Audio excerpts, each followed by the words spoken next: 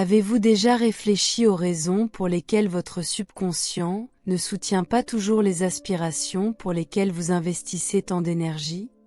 La clé réside dans le fait que vos programmes inconscients ne sont pas forcément alignés sur vos désirs et objectifs conscients. Imaginez que vous conduisiez une voiture. Vous contrôlez le volant, vos réactions et vos intentions. C'est la partie consciente qui exprime « je veux ceci, j'aspire à cela ». Or, à quel point êtes-vous réellement attentif à votre conduite lorsque votre esprit s'évade dans des pensées internes? Au moment où il se recentre sur lui-même, il ne perçoit plus nettement ce qui se passe au dehors. Pendant que la conscience élabore, le subconscient agit comme un pilote automatique. Aux alentours de 95% de nos gestes quotidiens répondent à des automatismes ancrés dès les 7 premières années de vie, principalement acquis par l'observation de notre entourage. Ainsi, votre quotidien actuel prolonge ces schémas infantiles. Les domaines dans lesquels vous réussissez sans difficulté s'appuient sur des programmes de soutien inscrits en vous depuis l'enfance.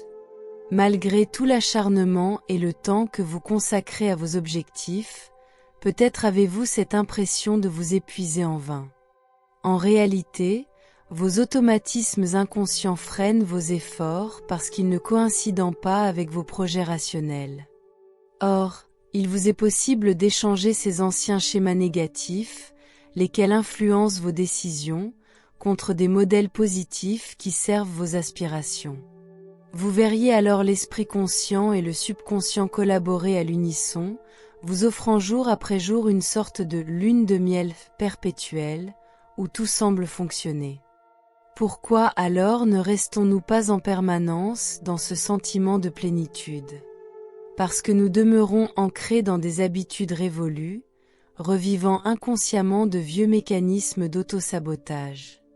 Si vous adaptez votre subconscient à vos envies conscientes, chacune de vos actions vous rapprochera d'un bonheur constant, un style de vie honeymoon. Examinez votre propre expérience. Sur le plan conscient, vous nourrissez des rêves et de grandes visées. Pourtant, la psychologie révèle qu'environ 95% de nos comportements quotidiens émanent de schémas inconscients, souvent hérités d'autrui. Dans les domaines où vous ne concrétisez pas ce que vous désirez, c'est le signe que vos croyances ne sont pas appuyées par votre subconscient. Heureusement, il est possible de reparamétrer ces schémas de façon intentionnelle. Le conscient assimile instantanément de nouvelles informations. Vous lisez ou vous faites une découverte, et vous voilà renseigné. Le subconscient, lui, relève de l'habitude. Consulter un livre une seule fois ne remanie pas vos mécanismes profonds. Il faut au contraire entraîner le subconscient, à l'image d'un sportif qui perfectionne ses réflexes, en répétant des attitudes bénéfiques qui favoriseront un enracinement durable. Comment amorcer ce virage? 2 approches dominantes se présentent. Sortir de votre zone de confort et pratiquer méthodiquement. Répétez volontiers les gestes et comportements qui soutiennent vos objectifs, même s'ils paraissent d'abord inatteignables. Progressivement, votre subconscient intégrera ces nouveaux repères. Et vous appuyez sur l'hypnose ou des procédés de super-apprentissage ciblés. Durant les 7 premières années de la vie, notre cerveau baigne dans des fréquences très basses, comparables à un état hypnotique. Certaines méthodes modernes permettent, en 5 à 10 minutes, de réorienter ces schémas antérieurs et de leur substituer des schémas constructifs, plus en phase avec vos ressources. Pourquoi n'obtenez-vous parfois pas ce que vous souhaitez?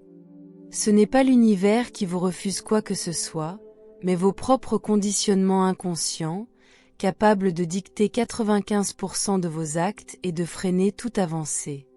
Si cette vidéo vous a éclairé ou inspiré, n'hésitez pas à laisser un j'aime, à partager vos impressions dans les commentaires et à vous abonner à notre chaîne. N'oubliez pas non plus de la recommander à toute personne qui pourrait en tirer profit. Avec tout mon amour.